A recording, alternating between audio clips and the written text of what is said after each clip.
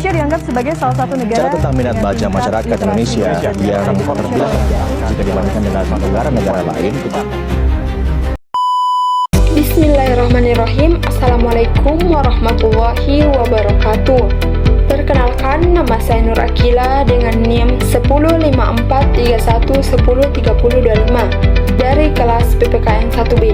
Pada kesempatan ini, melalui video monolog ini, saya akan membahas salah satu isu penting yang masih menjadi perhatian dalam dunia pendidikan saat ini, yaitu rendahnya literasi dan numerasi di kalangan peserta didik. A few moments later. Isu ini penting untuk dibahas karena literasi dan numerasi merupakan kemampuan dasar yang sangat berpengaruh terhadap keberhasilan belajar peserta didik. Hampir semua mata pelajaran menuntut kemampuan membaca, memahami informasi, berpikir logis, serta menggunakan angka dalam berbagai situasi. Namun kenyataannya, kemampuan tersebut belum sepenuhnya dimiliki oleh banyak peserta didik saat ini. Oleh karena itu, dalam monolog ini, saya akan menjelaskan penyebab terjadinya masalah, dampak yang ditimbulkan, serta solusi yang dapat dilakukan berdasarkan teori pendidikan. Nah, jika kita melihat kondisi pendidikan saat ini, tentu masih banyak peserta didik yang mampu membaca secara teknis. Nah, tetapi belum mampu memahami makna bacaan secara mendalam. Begitu juga dengan numerasi. Peserta didik seringkali bisa menghafal rumus, namun kenyataannya mengalami kesulitan ketika harus menerapkannya dalam berbentuk soal atau permasalahan nyata. Hal ini juga menunjukkan bahwa literasi dan numerasi belum benar-benar menjadi bagian dari kebiasaan berpikir peserta didik. Padahal, kedua kemampuan ini sangat dibutuhkan, tidak hanya dalam dunia pendidikan, tetapi juga dalam kehidupan sehari-hari. Nah, yang pertama saya akan membahas analisis penyebab rendahnya literasi dan numerasi. Penyebab yang pertama adalah rendahnya budaya membaca. Membaca masih dianggap sebagai aktivitas yang membosankan dan hanya dilakukan ketika ada tuntutan akademik. Peserta didik jarang membaca untuk menambah wawasan atau memperluas pemahaman. Nah, penyebab yang kedua adalah proses pembelajaran yang masih berorientasi pada hafalan. Dalam beberapa kasus saat ini, pembelajaran lebih menekankan pada penyampaian materi dan pencapaian target kurikulum dibandingkan dengan pemahaman konsep. Akibatnya, peserta didik terbiasa menghafal tanpa benar-benar memahami isi materinya. Nah, penyebab yang ketiga yaitu kurangnya pembelajaran numerasi yang konstekstual. Numerasi sering dipahami hanya sebagai kemampuan berhitung. Padahal, numerasi juga mencakup kemampuan menganalisis data, membaca grafik, dan mengambil keputusan berdasarkan angka.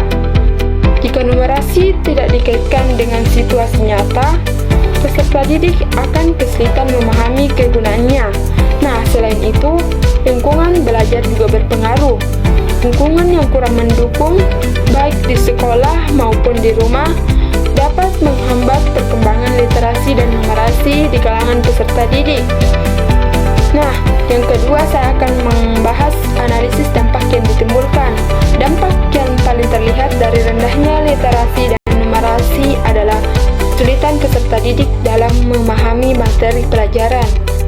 Peserta didik cenderung salah menafsirkan soal, kesulitan memahami bacaan panjang, dan tidak mampu menggabungkan informasi yang diperoleh. Nah, selain itu, rendahnya literasi dan numerasi dapat menyebabkan menurunnya kemampuan berpikir kritis. Peserta didik menjadi pasif dan kurang berani mengemukakan pendapat dan cenderung bergantung pada penjelasan guru.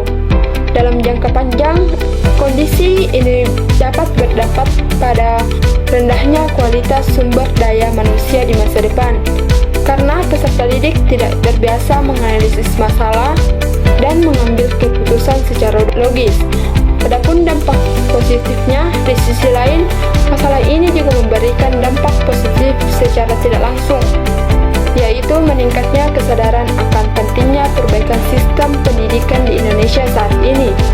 Rendahnya literasi dan numerasi mendorong berbagai pihak untuk mengevaluasi metode pembelajaran dan mengembangkan strategi yang inovatif dan efektif.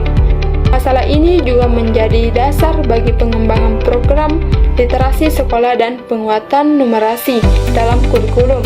Nah, pembahasan ketiga yaitu solusi berdasarkan teori pendidikan. Adapun solusi yang pertama yaitu penerapan teori konstruktivisme, di mana peserta didik didorong untuk membangun pengetahuannya sendiri melalui proses berpikir, diskusi, dan pemecahan masalah.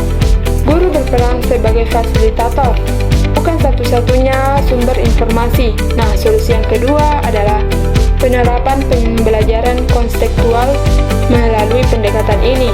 Literasi dan numerasi dikaitkan dengan situasi nyata, sehingga peserta didik dapat memahami manfaatnya dalam kehidupan sehari-hari. Nah, solusi yang ketiga adalah pembiasaan literasi dan numerasi berkelanjutan.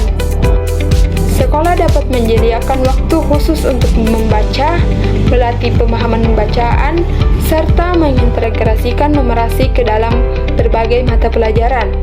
Dengan penerapan solusi tersebut, peserta didik diharapkan kemampuan literasi dan numerasinya dapat meningkat secara bertahap. Nah, adapun penutup dari monolog saya yaitu rendahnya literasi dan numerasi merupakan masalah pendidikan yang tidak bisa diabaikan. Kemampuan ini menjadi fondasi penting bagi keberhasilan belajar dan pembentukan pola pikir peserta didik. Melalui kerjasama antara pendidik, peserta didik, dan lingkungan pendidikan, serta penerapan teori pembelajaran yang tepat, literasi dan numerasi dapat ditingkatkan secara optimal. Demikian monolog yang dapat saya sampaikan. Terima kasih atas perhatian yang diberikan. Wassalamualaikum warahmatullahi wabarakatuh.